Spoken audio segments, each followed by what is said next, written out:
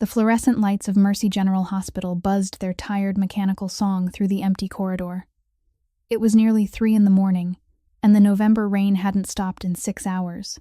The emergency department was drowning in bodies, patients bleeding on plastic chairs, children coughing into their mothers' coats, nurses barking orders. No one had time to follow.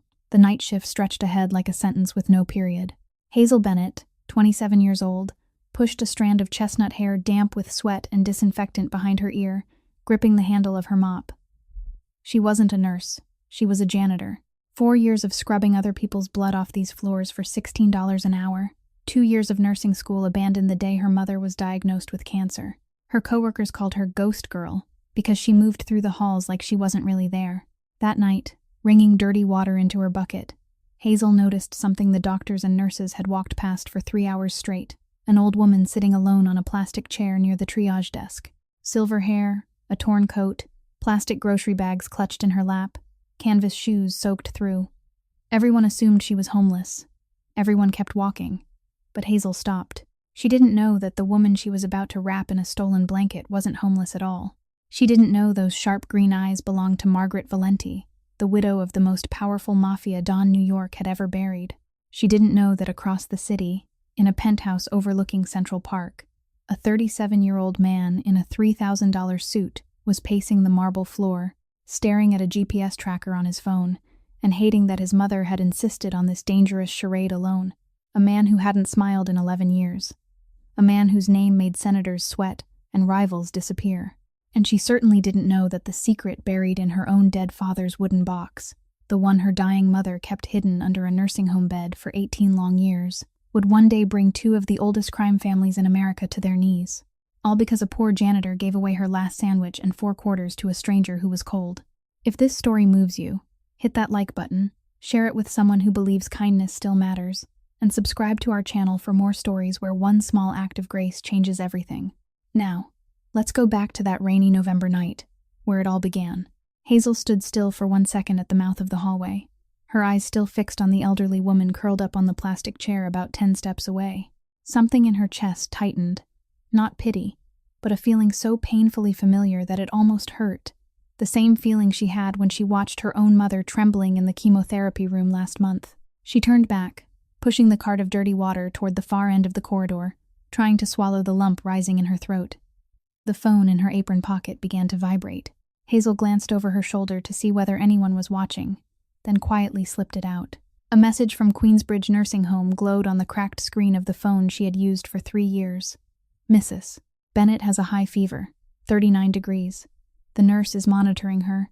Please call back when you can.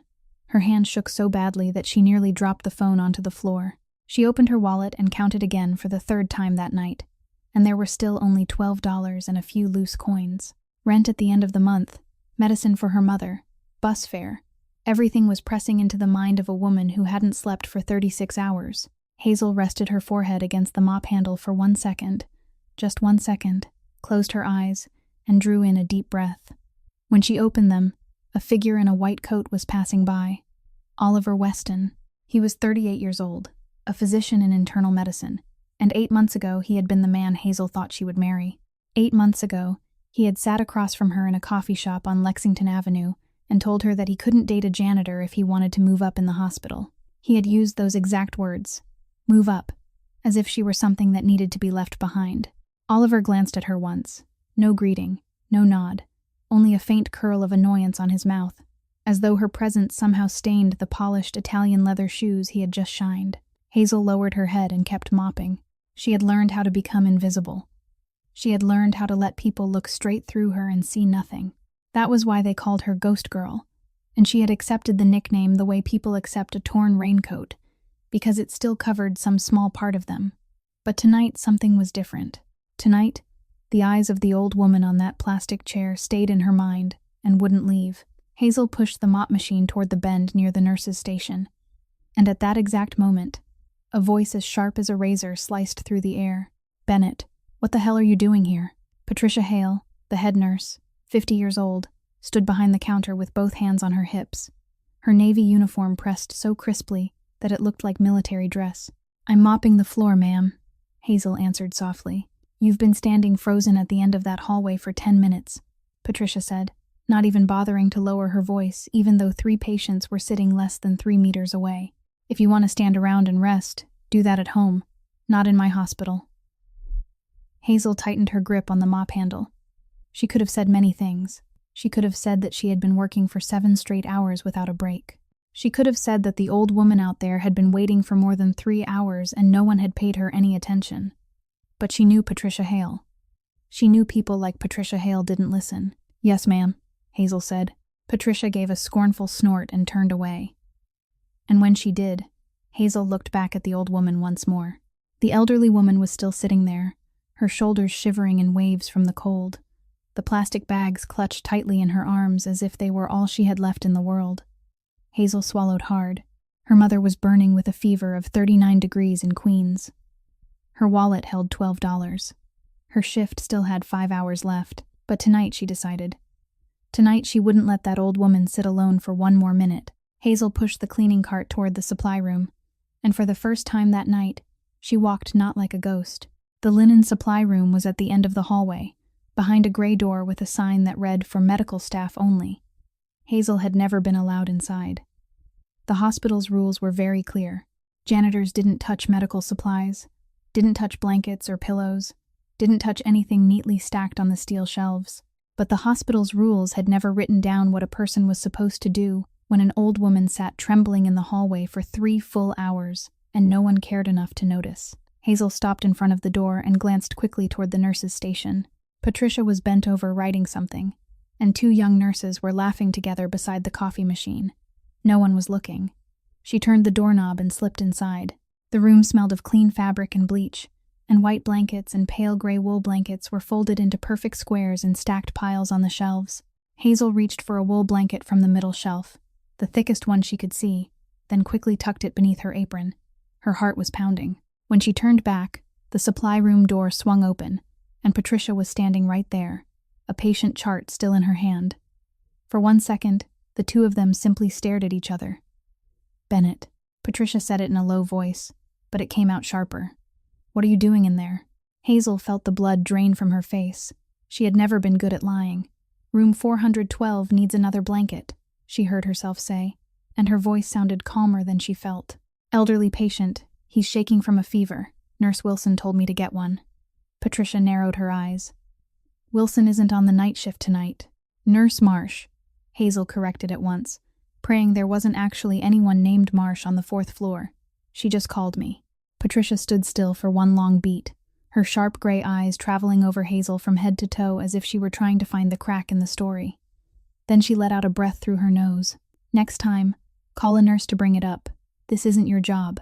"Yes, ma'am," Hazel said, "and move quickly. I don't want to see you wandering around on this floor again." Hazel nodded, then walked straight toward the elevator, the blanket burning hot beneath her apron like something truly stolen. She pressed the button for the 4th floor so Patricia could see it, waited for the elevator doors to close, then pressed the button for the 1st floor the moment the elevator began to rise. When the doors opened on the ground floor, she stepped out quickly, circled past the restrooms to avoid the nurse's station, and returned to the emergency hallway through the back entrance. The old woman was still sitting there, her head slightly bowed, her thin fingers gripping the handle of the plastic bag. Hazel dropped to one knee in front of the plastic chair, trying not to startle her. She pulled the blanket out from beneath her apron and opened it gently. "Ma'am," Hazel said softly, "my name is Hazel. You're cold. Please let me." The old woman lifted her head, and Hazel found those eyes again, green eyes as sharp as shattered glass, eyes that didn't match the silver hair, didn't match the torn coat, didn't match anything about this woman. "You don't need to do this, girl." The old woman's voice was low and even, not the voice of someone who had spent years out on the street. Hazel didn't notice it right away, because she was too focused on draping the blanket over the woman's shoulders.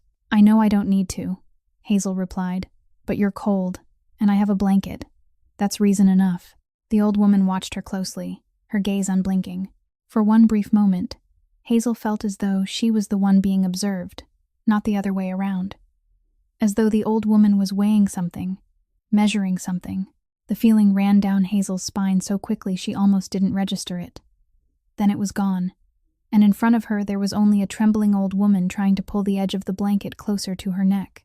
"They'll scold you if they see this blanket," the old woman said. Hazel smiled, the first tired but genuine smile she had managed through her entire shift. They scold me all the time. One more time won't matter. The old woman lowered her eyes to her hands resting in her lap. Hands Hazel was only now noticing clearly. Long fingers, nails trimmed neatly even if they were a little dirty. "How long have you been waiting, ma'am?" Hazel asked. 3 hours, the old woman answered. "Maybe longer. I don't look at the clock anymore." Hazel gave her hand a gentle squeeze. "Just wait for me a little longer. I'll get you a hot cup of coffee and something to eat. Then I'll find a way to get you into an exam room before tonight is over. I promise." The old woman didn't answer. She only looked at Hazel. And those green eyes lit with a kind of light Hazel couldn't read, couldn't name, but would remember forever. Hazel rose to her feet, brushed off her knees, and walked toward the staff break room at the end of the hallway. She pushed open the door and stepped into the small room where 2 old vending machines stood side by side, one for snacks and one for hot coffee. The coffee machine had a crack running down the front glass, and a handwritten sign taped above it clearly said, $1. Hazel slipped her hand into the pocket of her apron and pulled out her faded cloth wallet. Inside was a crumpled $10 bill, a $1 bill torn at one corner, and 4 shiny 25-cent coins resting in the small side pocket. Those 4 quarters were her bus money for tomorrow morning. 1 ride there, 1 ride back on the BX13 line to the Bronx. Exactly $2. If she used those 4 coins now, she would have to walk for more than 2 hours in the rain after her shift ended. Hazel stood there for a moment, staring at the 4 coins in the palm of her hand. Then she thought of the old woman's trembling shoulders out there, and she didn't need to think any further. She dropped the coins one by one into the machine slot, listening to them fall with a sharp clattering sound, and pressed the button for hot black coffee. The machine buzzed for a while, then poured out a paper cup with a thin layer of foam on top. Hazel held the cup with both hands so the warmth could seep into the fingers that had long since gone numb from the cold. Then she turned toward the staff locker in the corner of the room, opened her old lock, and looked inside. On the top shelf sat a clear plastic container, and inside it was a turkey sandwich with yellow cheese, something she had prepared the afternoon before. That was her breakfast. That was the only meal she would have for the next 12 hours, because she didn't have enough money to buy anything else from the cafeteria. Hazel bit her lip, looked at the sandwich for one long second, then took it out of the locker. She closed the locker door, held both the coffee cup and the container, and walked back to the emergency hallway. The old woman was still sitting in the exact same place, the gray wool blanket now wrapped over both shoulders. Hazel knelt down once again and placed the coffee cup in the woman's hands. "Be careful, ma'am. It's very hot." The old woman held the cup of coffee, her hands trembling as she lifted it to her lips. She closed her eyes for a brief moment when the warmth touched her face, and Hazel saw a very short instant, the instant of someone who hadn't been handed anything warm in a very long time. Hazel opened the plastic container. "I have a sandwich, ma'am. I'll break it apart. You should eat small bites so you don't choke." The old woman opened her eyes, looked at the sandwich, then looked at Hazel. "This is your meal." Hazel didn't answer right away. She tore off a small piece with her fingers and held it close to the woman's hand. "I've already eaten," Hazel lied, saying it lightly as if it were nothing. "This is just what was left over." The old woman looked at her for one more beat, and Hazel felt that gaze pass through her again like the point of a sharp needle. But then the woman took the piece of bread, lifted it to her mouth, and chewed slowly as though each bite had to be remembered. While the old woman ate, Hazel stood up and walked straight toward the doctor's room. Dr. Oliver Weston was standing there, holding a chart clipboard, laughing and saying something to a young nurse. "Dr. Weston." Hazel spoke up. He turned around, and the smile disappeared at once the moment he saw her. "What is it, Hazel?" "There's an old woman out in the hallway who's been waiting for more than 3 hours. I think she may have pneumonia. Could you please examine her for a moment?" Oliver stared at her, then let out a quiet laugh that held no humor at all. "You're a janitor, Hazel. You don't have the right to diagnose anyone.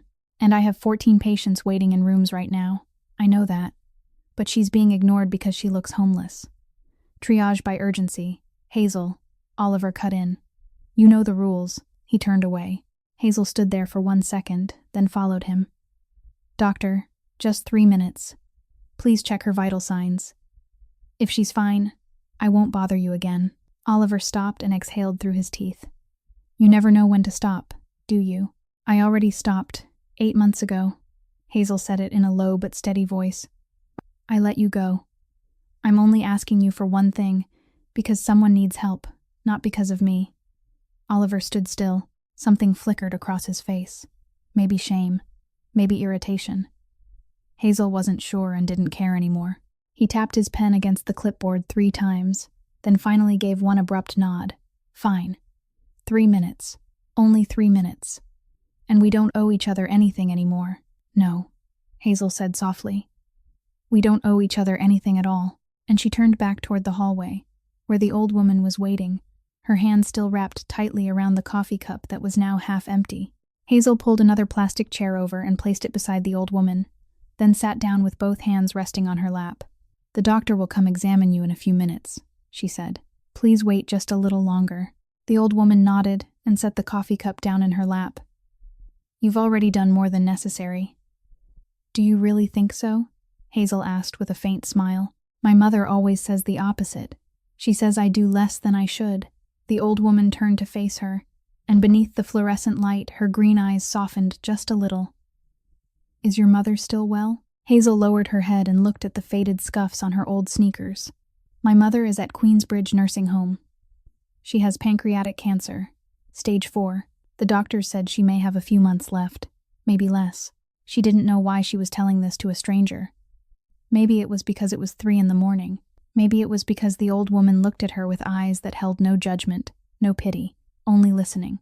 The old woman was silent for a long while. Then she lifted one hand and rested it gently over Hazel's. Those hands were cold, but strangely soft, without a single callus, without a single crack that would belong to someone living out in the weather. Hazel noticed that, but said nothing. "Pancreatic cancer," the old woman said quietly. "It's cruel. I know." The old woman looked down at her own hands, then into the space between them. "I have it too. Stage 2. My doctor says I should be treated, but I've lived long enough already." Hazel lifted her head at once. "You're going for treatment. They can help you. I'm not afraid of dying, girl. I buried my husband 11 years ago. I've buried enough people to know that death isn't the worst thing in this world." Hazel didn't know what to say. She only gave the woman's hand a gentle squeeze and let their hands remain there together beneath the flickering, fluorescent light of the emergency hallway at 3 in the morning. "I won't let my mother go," Hazel said, her voice barely above a whisper. "I know there'll come a time when I have to, but I'm not ready. I owe nearly $30,000 in hospital bills. I work 2 shifts, 7 days a week. I don't remember the last time I slept a full night. But I can't let her go. Not yet." The old woman looked at her intently, and Hazel saw something glimmer in those green eyes. Maybe tears, maybe some feeling she couldn't read. "You love your mother very much," the old woman said. "Is she all you have?" "Yes. My father died a long time ago." The old woman gave a slight start. Hazel didn't notice. "When did you lose him?" "I was 9. The old woman placed her other hand against her chest for a brief moment, then lowered it. "Does your mother have a name?" "Claire. Claire Bennett." The old woman said nothing for a while. Then she turned and looked at Hazel, slowly, carefully, as though she were looking at a face for the first time, even though she had known it by heart for a very long time. "And you, girl, what is your name?" "Hazel Bennett." The name dropped between them like a stone falling into a well. For 1 second, Hazel felt the old woman's hand go still, those soft fingers suddenly tightening just a little around hers. The green eyes widened for a beat, then closed, then opened again. Hazel tilted her head, slightly confused. "Are you all right?" "All right," the old woman said, but her voice was softer than before. "I'm all right, child." Then the old woman smiled. It was a strange smile, tender and aching at once, as though she had just touched something lost long ago that had suddenly returned. "Do you have a granddaughter?" Hazel asked, because she needed to say something. "I don't," the old woman answered, her eyes never leaving Hazel's face. "But I lost someone very dear to my family 18 years ago. I thought she was gone forever." Hazel didn't understand that answer, but before she could ask, the examination room door opened, and Dr. Oliver Weston stepped out, a stethoscope in his hand, his face already set in work mode. "Where's the patient?" he said. Hazel stood up, still feeling the old woman's hand hold hers for one final second before letting go. The examination lasted 15 minutes. Dr. Oliver Weston checked her blood pressure, listened to her lungs, took her temperature, and finally pulled the stethoscope from his ears with a sigh, as though he had just been forced to do something beneath his time. No pneumonia, he said, turning to Hazel as if the old woman weren't even there. Just a cold and malnutrition. Let her rest, drink plenty of water, and eat something warm if possible. He tore off a small slip of paper, wrote out a prescription for basic pain relief, shoved it into Hazel's hand, and walked away without a single word of farewell to his patient. Hazel turned back to the old woman and smiled. You're all right now. You just need a little rest. The old woman nodded, her hand already resting on the plastic bag that held her belongings, as though she were preparing to leave. Outside, through the double glass of the emergency waiting room, the light had already begun to change. The November sky was shifting from black to lead gray, from lead gray to that pale, washed-out light that said dawn was almost there. Hazel glanced at the clock on the wall. 10 minutes to 6. Her shift would end at exactly 6. I'll walk you to the door, Hazel said. The old woman rose slowly. The gray wool blanket was still wrapped around her shoulders, as though she didn't want to give it back, or Hazel didn't want to ask for it. They walked side by side down the hallway, slowly, very slowly, and Hazel suddenly noticed something in the way the old woman moved. It wasn't the gait of someone who had lived on the streets for years. It wasn't the stooped walk of someone bent by cold and hunger for too long. It was the bearing of a woman who had once stood in rooms with high ceilings and had chairs pulled out for her before she sat down. Hazel pushed the thought away. I'm too tired, she told herself. I'm imagining things. Outside the hospital's main entrance, the rain had eased, leaving only a thin veil of mist clinging to the pavement and yellow leaves pressed flat beneath the streetlights. Hazel stopped beneath the awning. Do you have somewhere to go? She asked. I can call social services. They have transportation. They have warm shelters. The old woman shook her head. Someone is coming to get me, girl. They're on the way. Who? Hazel couldn't help asking. Family, the old woman answered, shortly, then reached out and took Hazel's hand one last time. Thank you. For the blanket, for the coffee, for the sandwich you said was leftovers, though I know it wasn't, and for sitting beside me when no one else did. Hazel felt the woman's hand squeeze hers once, and this time she noticed it more clearly. That hand was too soft. The palm didn't have a single callus. Beneath the layer of dirt, the nails had been trimmed and shaped in a smooth, even curve that only someone with money, or someone cared for by others, could have. Something moved down Hazel's spine, not fear, but a mild disorientation, as if one piece of the picture didn't quite fit where it belonged. What's your name? Hazel asked suddenly. I still don't know your name. The old woman gave a faint smile. Call me Maggie. Maggie. Hazel nodded. Take care of yourself, Maggie. You too, girl. I'll think of your mother. And of you. The old woman let go of Hazel's hand, pulled the blanket tighter around her shoulders, then stepped down the 3 concrete steps of the hospital entrance. At the curb, Hazel turned her head back one last time before going inside.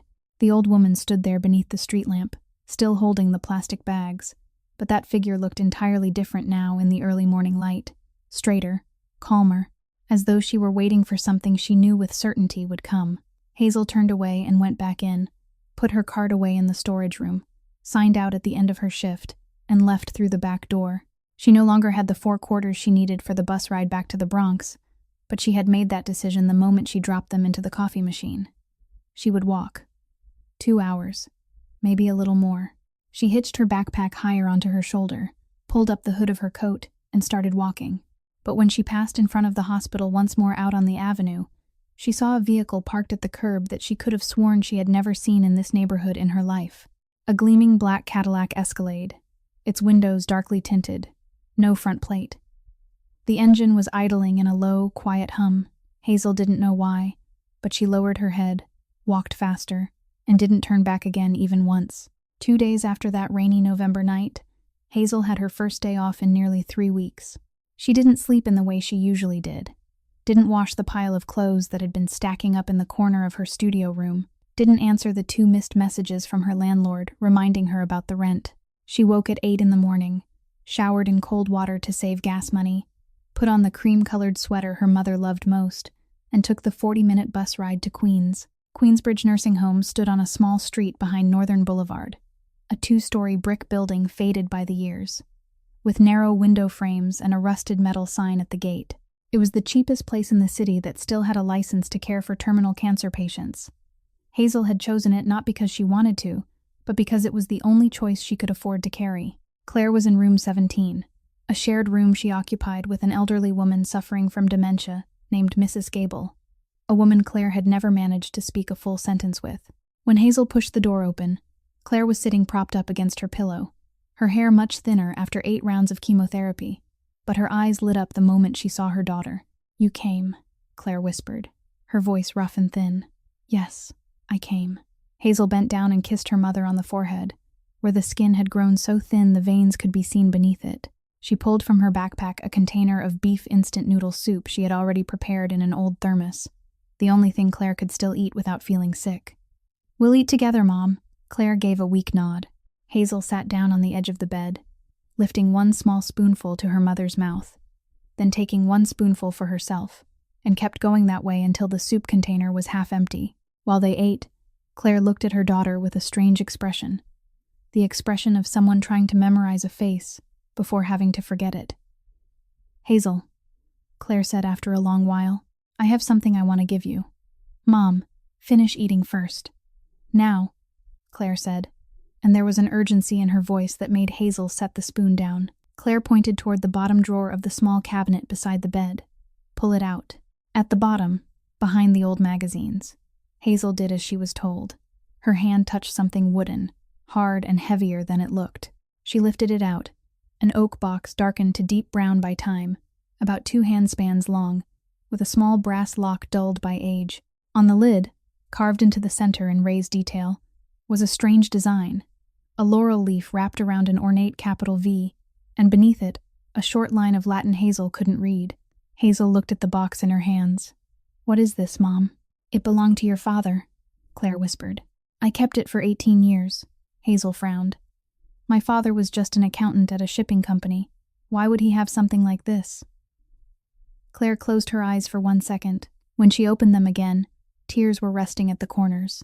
"Inside there's a leather notebook and a key. Don't open the box now." Hazel turned the brass lock in her hand. It wasn't locked, only loosely fastened. She lifted the lid a little and saw a brown leather notebook worn at the corners, and a long key with the head carved in the shape of a small eagle. Along the shaft of the key was a string of 6 engraved numbers. "Mom, what is this?" Claire reached out and grabbed Hazel's wrist, with a strength that felt startling in someone as weak as she was. "Hazel, listen to me. There's something I've hidden from you for 18 years. I didn't hide it because I didn't love you. I hid it because I wanted you to live an ordinary life, for as long as possible." Hazel felt a chill run down her spine. "What is it, Mom? What are you talking about?" Claire shook her head, tears now sliding down both hollow cheeks. "Don't open this box until you're ready. Promise me, Hazel. Promise me you won't open it on the days when you're only tired, or angry, or trying to run away. You only open it when you're ready to lose everything you've believed about your father." Hazel couldn't speak. She only gave one very slow nod and held the wooden box tightly against her chest, as though it were a sleeping animal she didn't dare wake.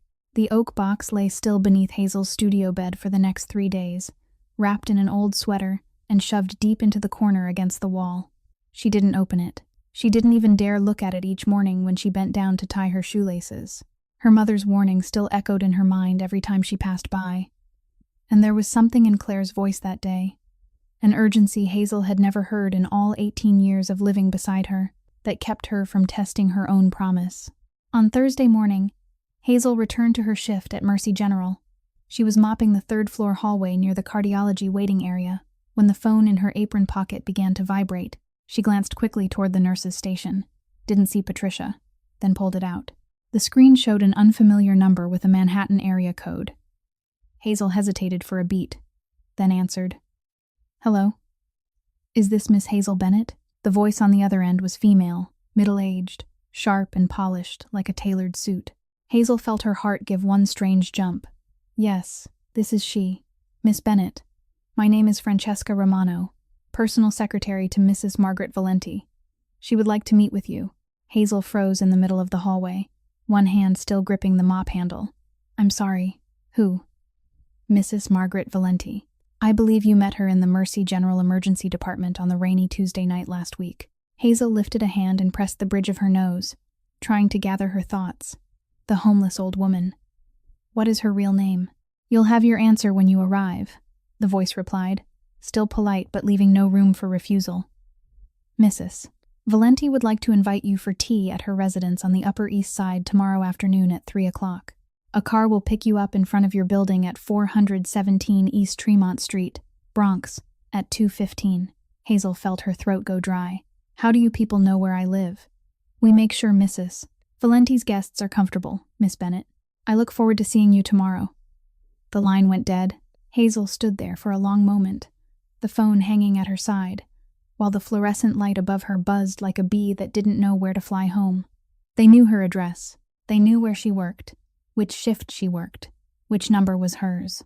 They had watched her long enough to know all of that, and she had never noticed. Hazel pushed the mop machine to the end of the hallway, leaned her back against the wall in a hidden corner, and dialed Ruby Hartwell. Ruby was her only real friend at Mercy General, a 29-year-old girl with curly red hair, also a janitor, and the one person who had carried Hazel through the last 8 months after Oliver left her. Ruby picked up on the second ring. What is it, girl? Ruby. Have you ever heard the name Valenti? There was a silence on the other end so cold it raised the hair on Hazel's neck. Then Ruby lowered her voice until it was almost a whisper. Hazel, I'm working a shift on the second floor. I'll call you back in 5 minutes. We can't talk about this on the phone. When Ruby called back, her voice was tight as a drawn wire. Who are you talking about? She said her name was Maggie. Her secretary is Francesca Romano. Oh my God, Hazel. Ruby let out a hard breath. You really don't know. Know what?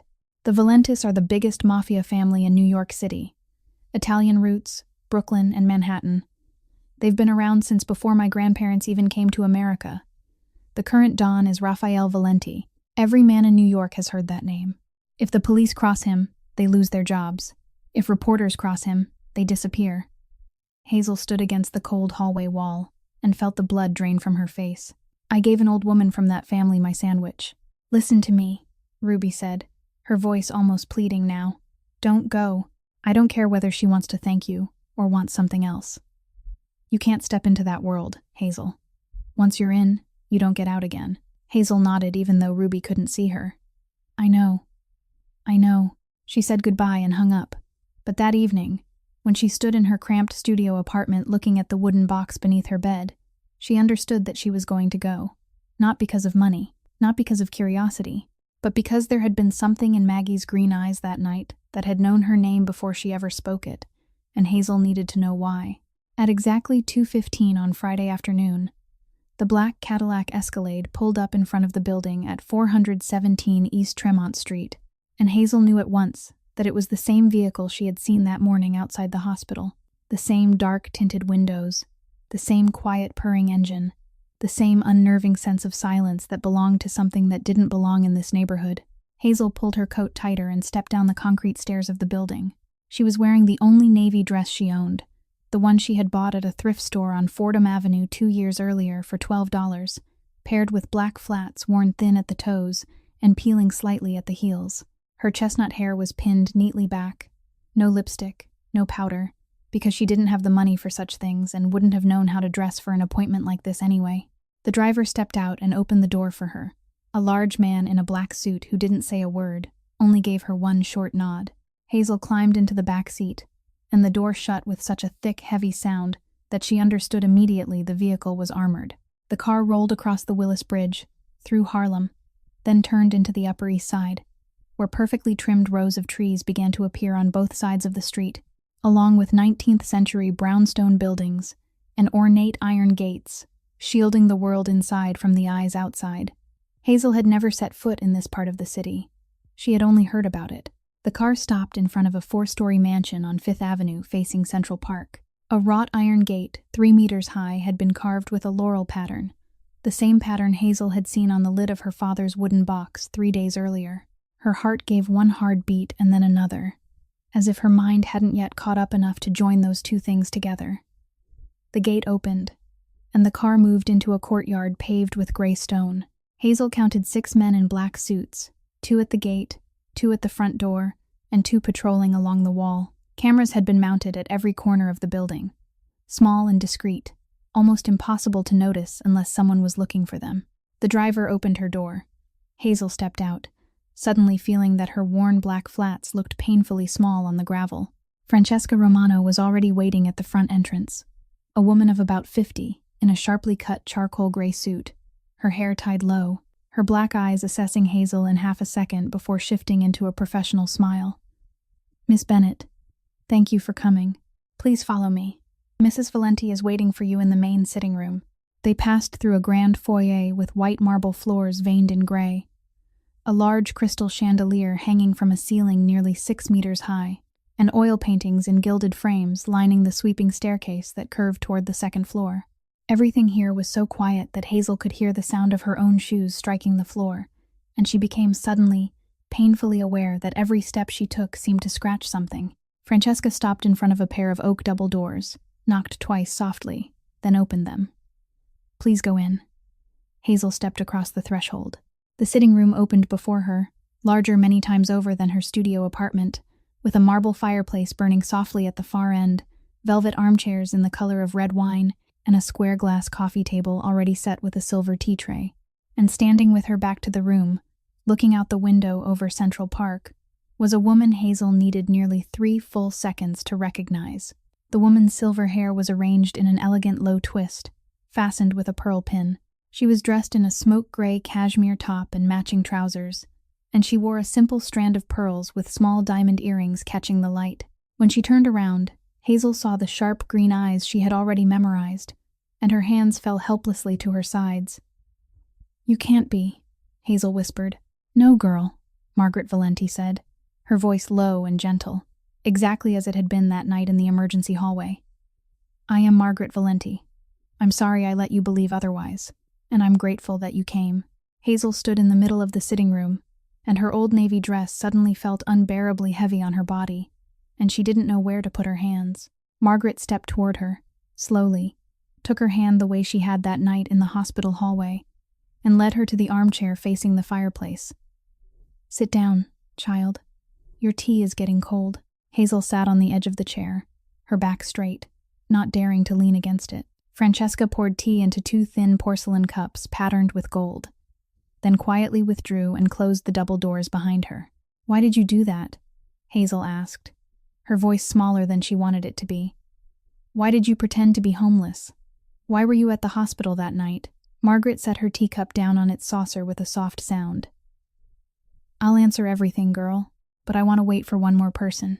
My son." Hazel hadn't yet had time to ask another question when the double doors at the other end of the room opened, and she felt the air in the room change before she had time to look up. The man who walked in was about 1.88 meters tall, broad-shouldered, wearing a black suit tailored down to the last millimeter, with a white shirt buttoned all the way to the top, and no tie. His hair was black, short, and neatly combed. His face was sharply cut, with a faint scar running along the right side of his jaw, about the length of 2 finger joints, and his eyes were the exact same green as his mother's, except colder, emptier, and 10 times deeper. "Raphael," Margaret called softly. "Come in, son." He stepped inside, and right behind him was another man, around 42 years old, with salt and pepper hair, dressed in a gray suit, carrying the stillness of someone who had seen too much to be startled by anything anymore. Hazel guessed that this was Vincent Rossi, his right hand, the name Ruby had mentioned over the phone the night before, in a voice that had sounded almost afraid. Raphael stopped 3 steps away from Hazel. His eyes moved over her slowly, not in the crude assessing way men so often looked at women, but like a hunter studying an animal he had watched from a distance for a very long time and was only now standing close enough to see clearly. Hazel rose to her feet. She didn't know whether she was supposed to stand, but her body had already done it before her mind could decide. "Miss Bennett," he said. His voice was low, slow, each syllable precise, like the voice of a man accustomed to being listened to. "I'm Raphael Valenti. Thank you for coming." He held out his hand. Hazel placed hers in it. When their hands touched, Hazel felt at once the thing she hadn't expected. His palm was warm and firm, but along the inner edge of his index finger and thumb there was a hardened ridge of callus, the kind of callus she had never seen on a businessman, the kind that only formed when a hand gripped something heavy and spring loaded for many years. She didn't know why she knew it was a gunman's callus, but she knew. "It's an honor, Miss Bennett," Raphael said, and released her hand. "Thank you, sir," Hazel said, flustered. He looked at her for one more beat. "What's your name?" "Hazel Bennett." I already told your mother that night, sir. The name Bennett fell into the room for the second time in 3 days, but this time Hazel saw its effect clearly. Raphael didn't blink. He didn't draw a sharper breath. But something in those green eyes shifted, like a door that had been almost closed, suddenly shutting all the way, then opening another door behind it. It wasn't surprise. It was recognition, as though he had been waiting for that name for a very long time, and now it had finally arrived. He turned his head slightly toward Vincent, without taking his eyes off Hazel. "Vincent," he said, his voice light as breath. "Confirm it." Vincent gave one short nod and left the room without a sound, the double doors closing behind him as softly as a breath. Hazel felt a chill pass over her skin. "Confirm what?" Raphael turned back to look at her, and for the first time she saw a flicker of something soften in his eyes, a small trace of something she didn't dare name. "Please sit down, Miss Bennett. I think this is going to be a long conversation." Hazel sat down, and the air in the room thickened as though someone had shut every window and pulled all the oxygen out. Margaret was the first to speak, and she did so in the tone of someone who had prepared this story in her mind for days. "Her name was Dorothy Hanlon," Margaret began, her hands resting in her lap. "She was a former Army nurse, served 2 tours in Vietnam in the early 70s. Her husband died in 2008, and her only daughter died of an overdose in 2015. After that, she lived on the streets. Dorothy had been my friend for 4 years, girl. I met her at a church in Hell's Kitchen where I went to hand out soup on Saturday mornings. She read books, she loved Rilke, and she had a laugh that not even temperatures below 0 could silence." Hazel listened without daring to interrupt. "Last month, Dorothy had terrible abdominal pain. I took her to Mercy General. She sat waiting in the emergency hallway for 6 hours. No one examined her. A nurse called her a burden on the system right in front of her. She got up, walked out, and died that same night from a ruptured appendix and blood poisoning." Margaret paused for a beat, her green eyes dropping to the tea that had gone cold in her cup. "I wrote to the hospital board. I called. I demanded an investigation. No one answered me. No one there knew who Margaret Valenti was, because I didn't go there carrying my family name, and I thought that if I had gone there with that name, they would have served me immediately. But that wasn't what I wanted to know. I wanted to know how they treated people like Dorothy." Hazel understood then, and she felt a knot rise in her throat, not because she pitied Dorothy, but because she knew she had walked past many Dorothys in her life without stopping. "So you went alone?" Hazel asked. "I went with 2 of my son's men sitting in a car 2 blocks away," Margaret answered, the corner of her mouth lifting in a faint, dry little smile. "Raphael would never let me go anywhere alone, but inside the hospital, I was alone. And for the first 3 hours, not one person stopped for me. Not one nurse. Not one doctor. No one." Hazel lowered her eyes. Raphael sat across from her, one hand resting lightly on the arm of his chair. But his eyes hadn't left her since the story began.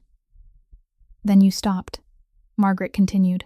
"You stopped, you knelt down, you brought me a blanket you had stolen from the hospital supply room, you spent your last 4 quarters on a cup of coffee, and you gave me the only sandwich you had brought to work. How do you know all that?" "We have footage," Raphael said quietly from across the room. "We reviewed the security cameras in the emergency department. After I saw my son again, I asked him to investigate who you were, because I wanted to thank you. I wanted to know how you lived. I wanted to know whether you needed anything." Margaret lifted one hand in a signal to Francesca, who had been standing somewhere beyond the door. The secretary stepped in carrying a brown leather envelope and placed it on the glass coffee table between them. Hazel looked at the envelope without touching it. Margaret gently pushed it toward her. "I had your mother's file at Queensbridge Nursing Home reviewed. I know you owe $27,800 in unpaid medical bills. I want to pay all of it. I also want to sponsor your return to nursing school, cover your full tuition, and move your mother to the best medical facility in Manhattan. We ask nothing from you in return. This is simply a thank you." Hazel looked at the envelope, then at Margaret, then at Raphael, and she stood up. "Ma'am," she said, her voice still trembling but not losing its steadiness. "I didn't help you for money. I didn't help you because I wanted something from you. I helped you because you were cold, because I had a blanket, and because it was the right thing to do. If I take this envelope, then everything I did that night becomes something else. I don't want that. Please keep your money, ma'am." "Thank you for calling me here." She gave a slight bow of her head, didn't look at the envelope for even one more second, and walked straight to the door. When the door closed behind her, Margaret turned to look at her son. And for the first time in 11 years, on the cold, hard face of Raphael Valenti, one corner of his mouth lifted ever so slightly, and a small smile, so small that only a mother could have seen it, appeared in the thick, still air of the sitting room. A week passed, and Hazel tried to forget the afternoon on the Upper East Side, the way she forgot nightmares, by drowning herself in work. She worked 6 shifts in a row, 72 hours of labor in 5 days, and by Thursday night she came back to her building on East Tremont, with both feet swollen so badly she couldn't even force them back into her shoes. In her mailbox, wedged tightly between 2 pizza flyers, was a white envelope with no return address. Inside was a receipt from the building management company, confirming that her rent had been paid in full through April of next year, 6 months in advance, with no indication of who had made the transfer. The next morning, when she went to visit her mother at Queensbridge Nursing Home, the receptionist looked up and said in a strangely cheerful voice, "Miss Bennett, your mother's medical bills have been paid in full, including the next 6 months of special care, and she'll be moved to a private room on the south side, with a window, next Monday." Hazel stood at the reception desk and felt as though the ground beneath her feet had tilted. She thanked the receptionist, walked into her mother's room, sat beside the bed, and told her nothing. Only held Claire's hand until she drifted off to sleep, then left. That night, when she stepped off the Bix 13 bus on her way home, she saw it. The black Cadillac Escalade, its windows tinted dark as pitch, parked along the curb exactly 12 steps from her building. No one got out, no one honked. The vehicle just sat there in silence, the engine off, like a beast crouched outside its den. Hazel walked past without turning her head. The next morning the vehicle was still there. The next night too, in a different spot, a few dozen yards away, but still the same one. By the 4th night, Hazel couldn't take it anymore. She put on her coat, slipped her phone into her pocket, and walked outside carrying a fury that had been building all week like dry wood waiting for one spark. She would go to the mansion on 5th Avenue. She would knock on the door. She would look Raphael Valenti in the eyes and tell him that she wasn't an animal to be fed, that kindness wasn't merchandise that could be bought with 6 months of rent and a hospital room with a window, and that she didn't need anyone watching her sleep. She walked 2 blocks to the bus stop on Fordham Avenue, taking the shortcut through a narrow alley between the Sunstar laundromat and a closed grocery store. She had walked through this alley hundreds of times. Tonight, when she was halfway through, 2 figures stepped out from the other end and blocked her path. Both were men, around 40 years old, wearing black leather jackets, and neither of them was in a hurry. The kind of men who weren't in a hurry because they knew they'd get what they wanted. Hazel stopped. She turned around. Behind her, at the mouth of the alley she had just entered, a third man was already standing there blocking the way, one hand tucked into his coat pocket. "Are you Arthur Bennett's daughter?" the man in front asked. His voice carried the smell of cigarettes and a trace of an accent Hazel couldn't place. "My name is Hazel Bennett," she answered, her voice dry as sand. "I don't know who you're talking about." "You do," the other man said, stepping forward once. "Your mother lied to you for 18 years. Now it's time to pay an old debt." He pulled a folding knife from his pocket and snapped it open with a motion of his thumb so practiced it made her blood run cold. The blade caught the weak yellow light from the only street lamp at the far end of the alley.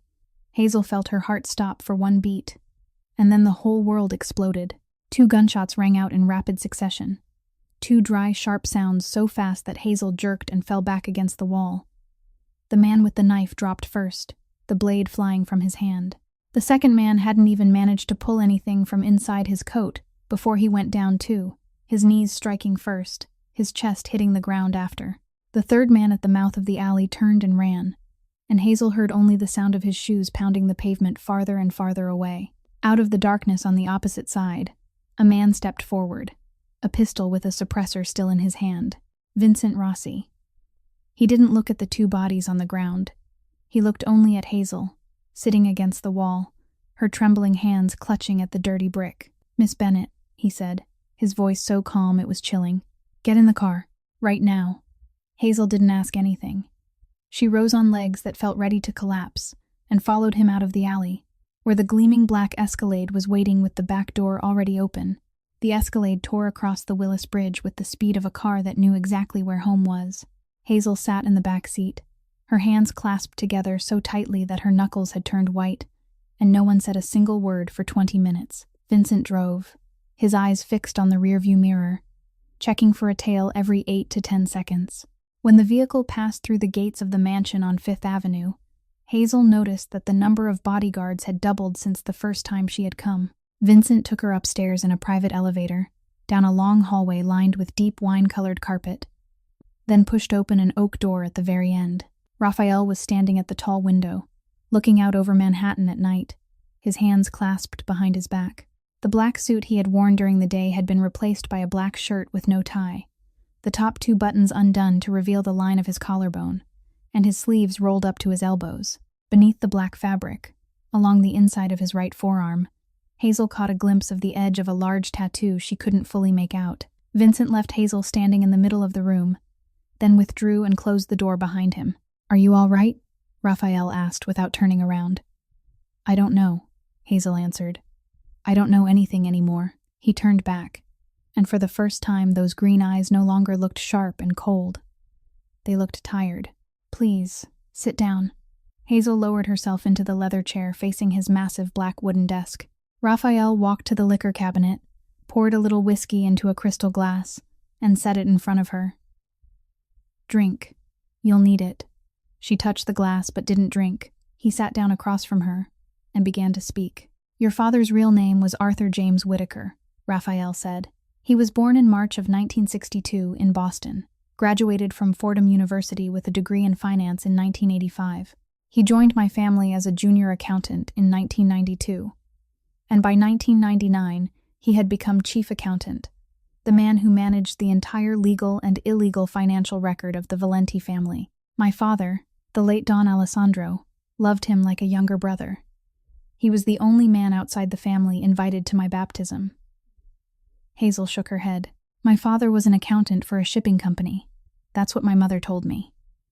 "That's what your mother told you," Raphael replied, without raising his voice.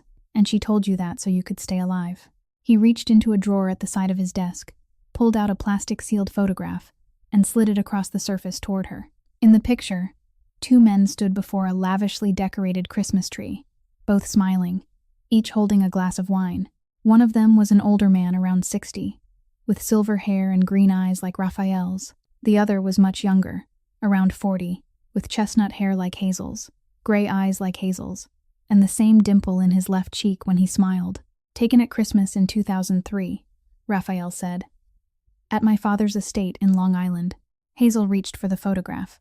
Her fingers were shaking so badly she could barely hold it. She stared at the man's face and realized she had seen that face hundreds of times, in the only black and white photograph her mother had kept on the bedside table for 18 years. The only photograph she had of the father she could barely remember anymore. "In May of 2007, Raphael continued, "the Fontaine family attacked your father's office in Midtown. They wanted the ledger, the book containing the full list of federal officials, police officers, and judges Fontaine had bribed over the previous 20 years, the book your father held, because he was the only man who could decode it. They took your father. They tortured him for 3 straight days. He didn't say a word." Raphael paused for 1 beat, and Hazel saw his jaw tighten. "By the time our men found him, it was too late.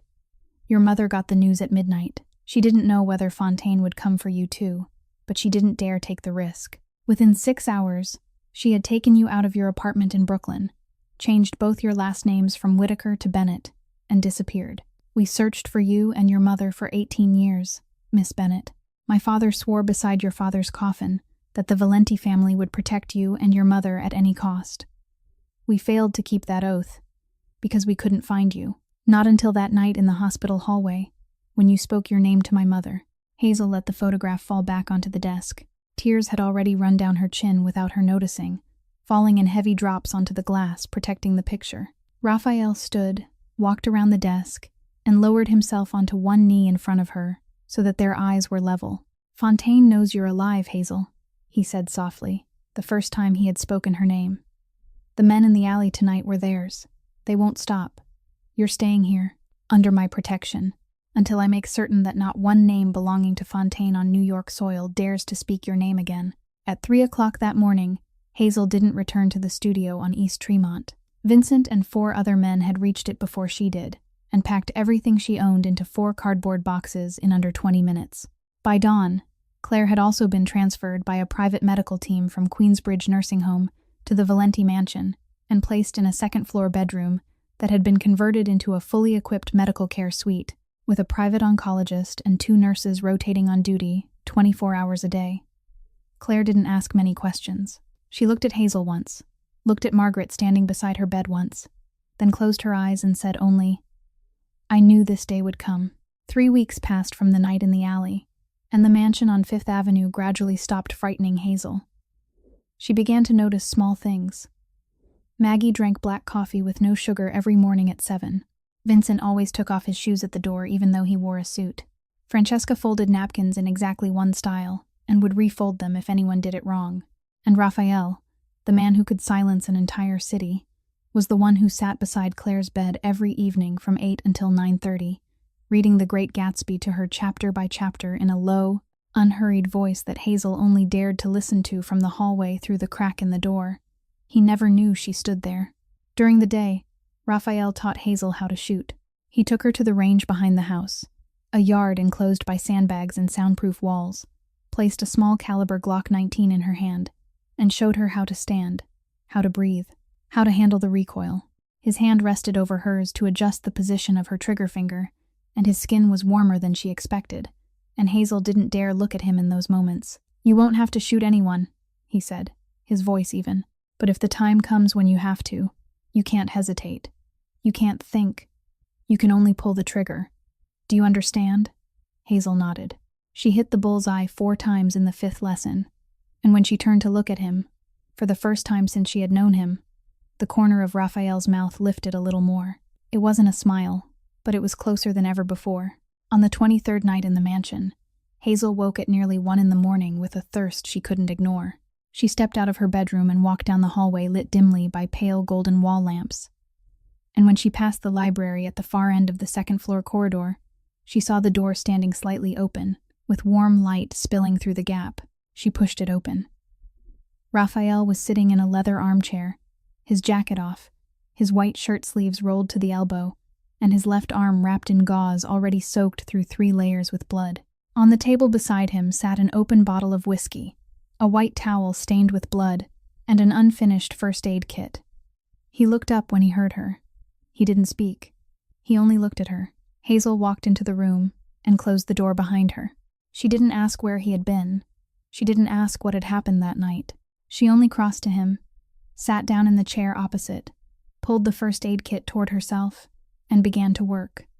She removed the old blood-soaked bandage carefully. The wound ran about 7 centimeters along his forearm. Not deep, but clearly a slash, and not an accident. Hazel cleaned it with saline, dried it, applied antiseptic, then wrapped it again, every movement slow and steady, the way she had done at the hospital more times than she could count. But her hands were shaking, and Raphael saw it.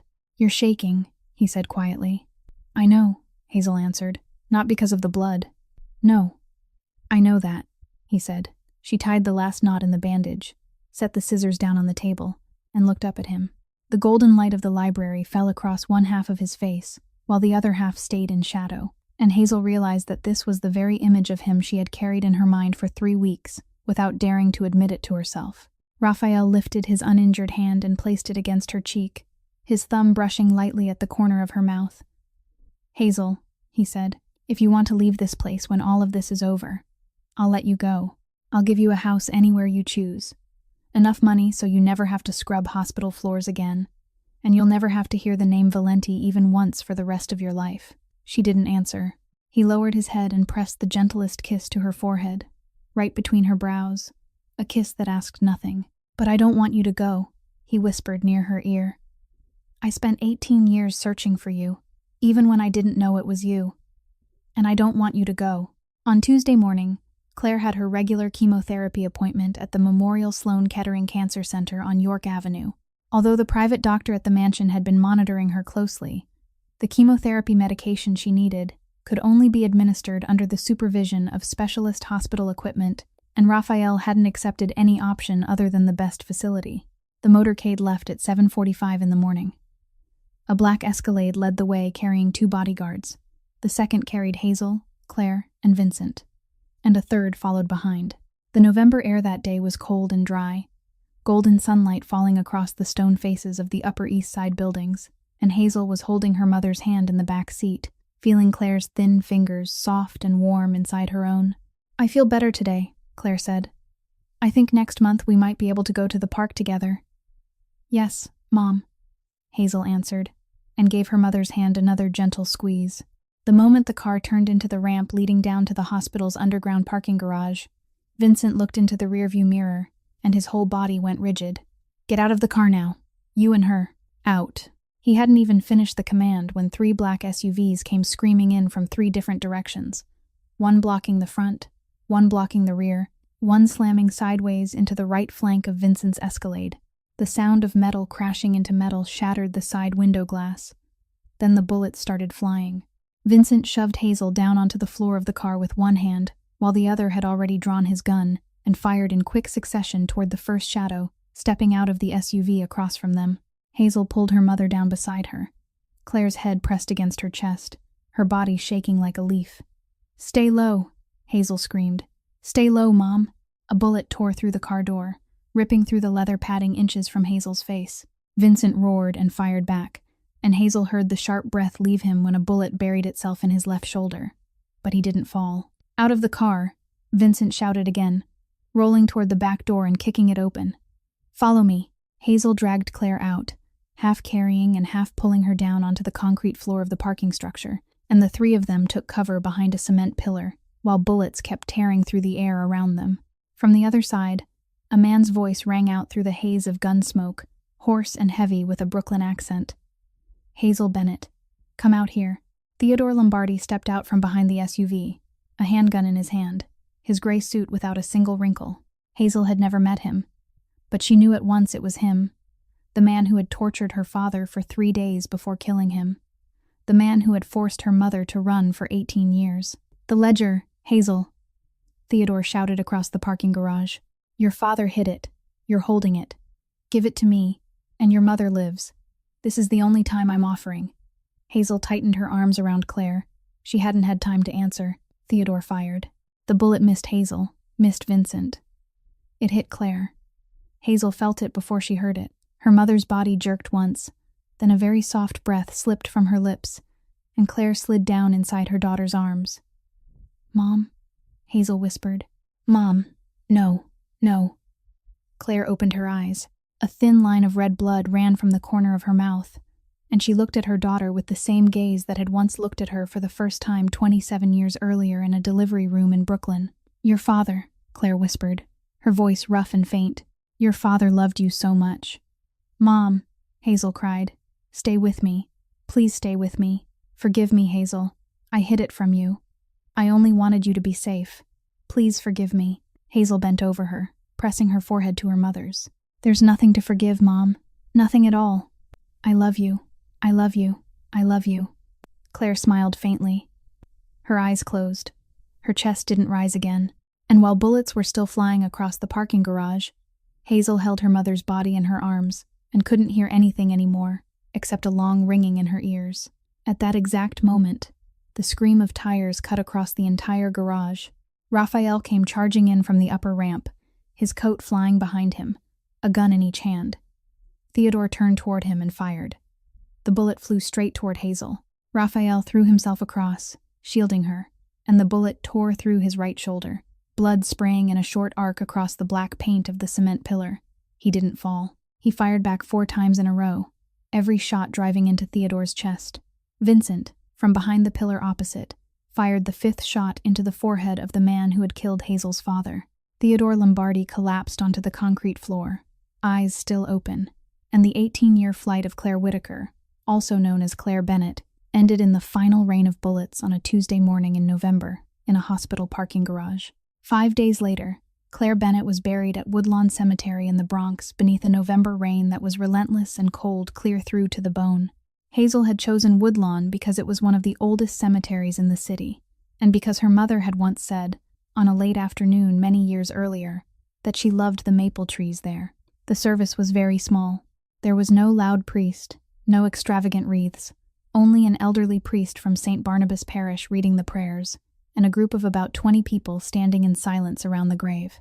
Raphael stood beside Hazel, his right arm still secured in a black sling beneath his coat.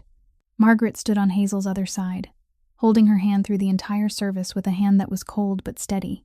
Vincent stood a few steps away, his head lowered, his left shoulder bandaged beneath his black suit as well. Ruby Hartwell stood in the back row, crying without a sound. When the gravedigger began lowering the coffin, Hazel didn't cry anymore. She had cried herself empty over the previous 5 days. What remained inside her now wasn't tears, but a silence hard as stone. And she knew that silence would have to be used for something. That night, in the library of the mansion, Vincent spread sheets of paper across the table, pages he and 2 code specialists had worked over for 4 days and 4 nights. Her father's notebook, the thing Fontaine had killed him to obtain, the thing Claire had hidden for 18 years at the bottom of a wooden box, had finally been opened. Not with a physical key, but with an encryption system Arthur Whitaker had created himself, a combination of a Vigenère cipher and a substitution layer based on the birth dates of his wife and daughter. Vincent placed the stack of papers in front of Hazel and Raphael. 47 names, he said. His voice was low and tired. 17 federal officials, including 2 sitting senators, 14 high-ranking police officers from New York and New Jersey, including 2 deputy chiefs, 9 state and federal judges, and 7 other figures in key positions in customs, the tax service, and prosecution. All of them took bribes from the Fontaine family over a span of 20 years, with full transfer evidence, exact dates, and detailed amounts. This is enough to destroy the Fontaine family forever, Vincent said, and enough to cut through half the underground corruption network of the entire east coast of the United States. Raphael looked at Hazel. The decision is yours, he said.